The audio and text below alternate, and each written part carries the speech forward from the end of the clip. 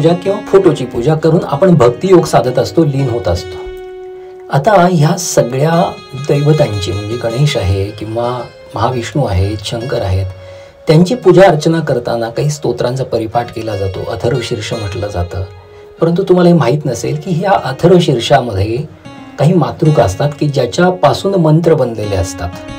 आता हे जे मंत्र आहे त्याचा उच्चार केल्यानंतर आपोआपच मातृकांचा उच्चार होतो. आणि आहे काय गंमत बघा की या मातृका ज्या आहेत त्या अक्षय्य ब्रह्मापासून निर्माण झालेल्या आहेत, अक्षय्य परब्रह्मापासून निर्माण झालेल्या आहेत.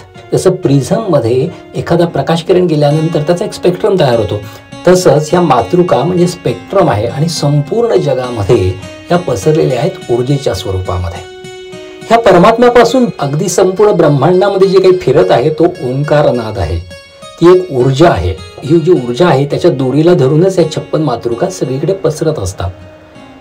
आणि त्याच्यापासूनच आपल्या आचार्यांनी, ऋषींनी मंत्र बनवलेले आहेत.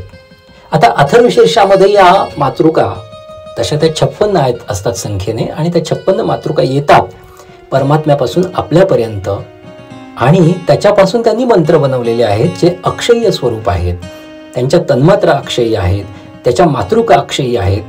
आणि हे मंत्रांचं उच्चारण केलं तर आपण आपसुकच या 56 मातृकांच्या पायऱ्या चढत चढत चढत हळूहळू भक्ती मार्गाने का होईना आपण वरती वरती जात परमात्म्याशी लीन होत असतो, मोक्ष प्राप्त करत असतो, असा त्याचा एक अर्थ आहे.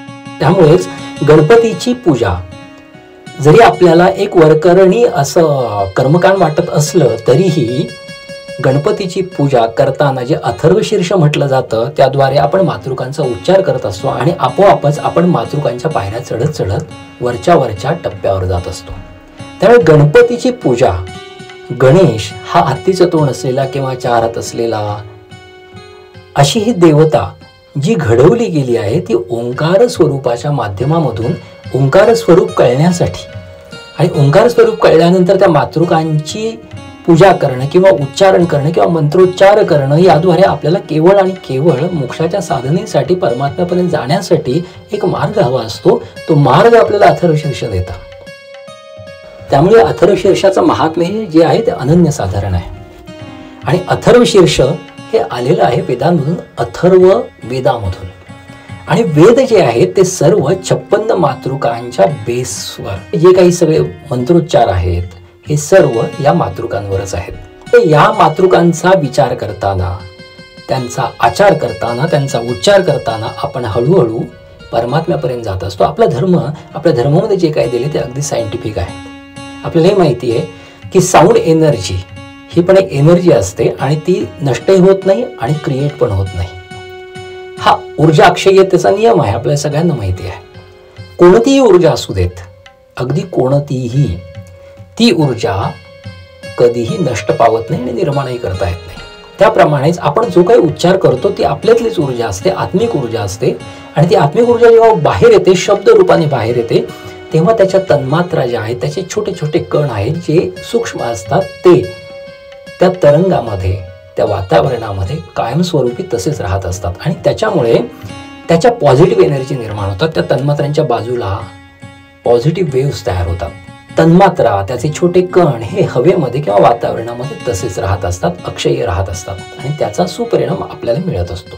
आता ओंकार जो म्हणतो, ओंकारापासून आपल्यापर्यंत जे म्हणजे परमात्म्यापासून आपल्यापर्यंत येते ते ओंकार स्वरूपामध्ये एक एनर्जी येत असते, ऊर्जा येत असते. आणि ओंकार कसा आहे तर अनाहत नाद. आहत म्हणजे काय? 2 गोष्टींचा संयोग, 2 गोष्टींचा एकदम जोरात संयोग. टाळी वाजवली, आहत झालं, आवाज आला. पण अनाहत म्हणजे संयोगाविना जो आवाज येतो त्याला म्हणायचं अनाहत. आणि हा आवाज अविरत ब्रह्मांडामध्ये सगळीकडे चालू आहे. असा आवाज जर आपल्याला प्रातिनिधिक स्वरूपामध्ये आपल्यामध्ये हवा असेल तर तो कसा असेल तर ओम. इथे कुठल्याही गोष्टींचा संयोग नाही आहे. अगदी बेंबीपासून तो ध्वनी चालू होतो आणि तो वरपर्यंत येतो आणि ओम स्वरूपात आपल्याला प्राप्त होतो. मग या ब्रह्मांडामधल्या ओंकाराचं स्वरूप पिंडामध्ये कसं येईल आणि पिंडामध्ये त्याचा आवाज कसा असेल तर तो ओंकार सुद्धा असेल. आणि त्याच्याद्वारेच आपल्याला चक्र जागृतीद्वारे सहस्राराच्या नंतर परमात्म्यापर्यंतचा प्रवास हा त्याद्वारे करायचा असतो. असा त्याचा एक साधा सोपा आपल्याला अर्थ काढता येईल. त्याच्यामुळे मी जे म्हणालो आता की ओंकार हा अनाहत नाद आणि तो आपल्या शरीरामध्ये पण अनाहत नाद आहे. हा ओंकार त्याचा जप करताना आपल्याला ओम म्हणतो आपण, परंतु त्याची ही झाली ज्ञानयोगाची परीक्षा. परंतु भक्तियोगाची परीक्षा जेव्हा असते तेव्हा त्याला आपल्याला समर्पित व्हावं लागतं, भक्तीने समर्पित व्हावं लागतं, एखाद्या देवाला समर्पित व्हावं लागतं. समर्पण म्हणजे काय हो?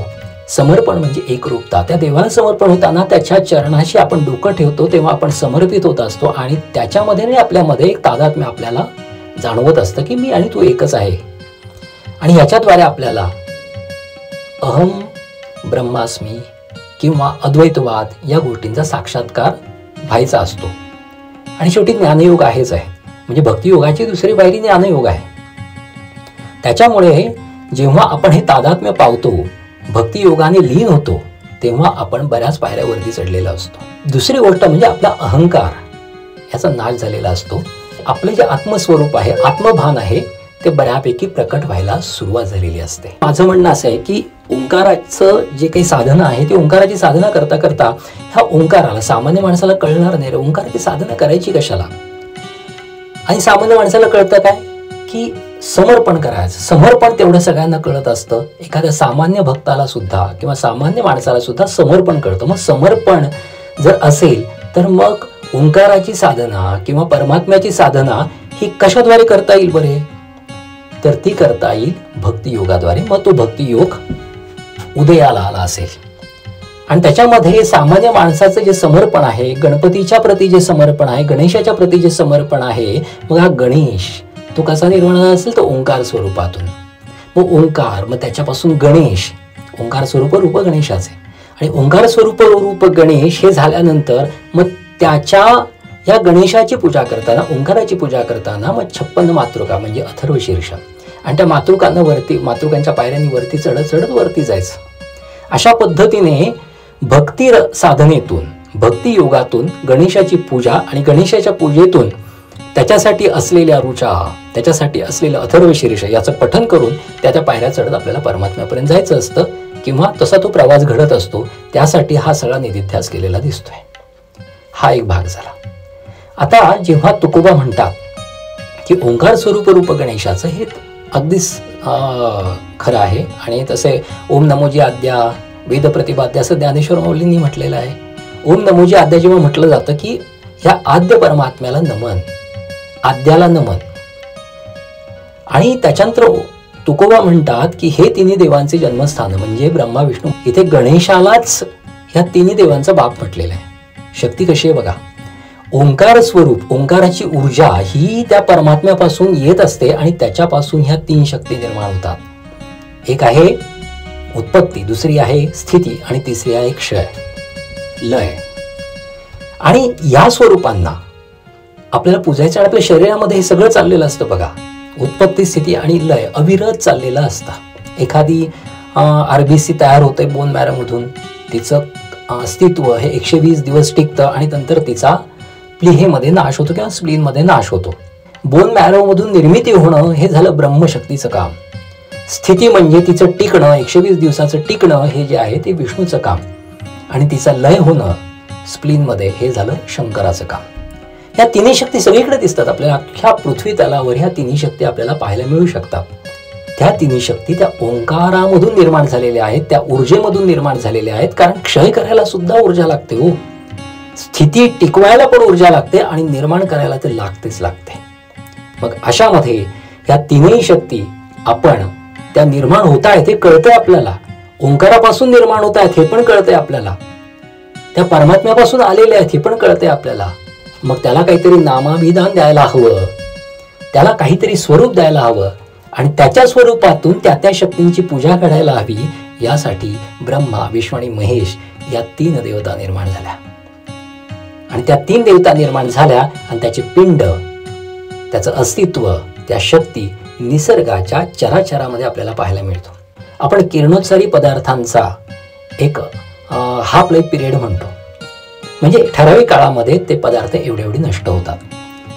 ह्या संपूर्ण जगामध्ये प्रत्येक पदार्थ कोणताही असू दे, अगदी प्लास्टिक असू दे, ते ठराविक काळानंतर थोड्या प्रमाणात झिजत जात असतं. हे जे झिजणं आहे आणि न झिजलेला भाग टिकणं आहे, आणि हे तो भाग जो आहे तो निर्माण होणं आहे, हे सगळं ब्रह्मा विष्णू आणि महेश या शक्तींच्या अधीन असतं आणि संपूर्ण जग हे त्याच्यावर चाललेलं आहे. ही सगळं जे आहे त्याच्यामुळेच ह्या तिन्ही शक्ती ज्या आहेत त्या ओंकार स्वरूपाच्या आहेत. आकार तो ब्रह्मा, उकार तो विष्णू आणि मकार महेशू जाणीला.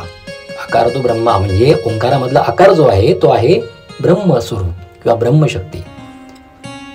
मकार तो आकार तो ब्रह्मा, उकार तो विष्णू. उकार जो आहे तो विष्णू आहे स्थिती म्हणजे मेंटेनन्स, आणि लय म्हणजे नष्ट होणं.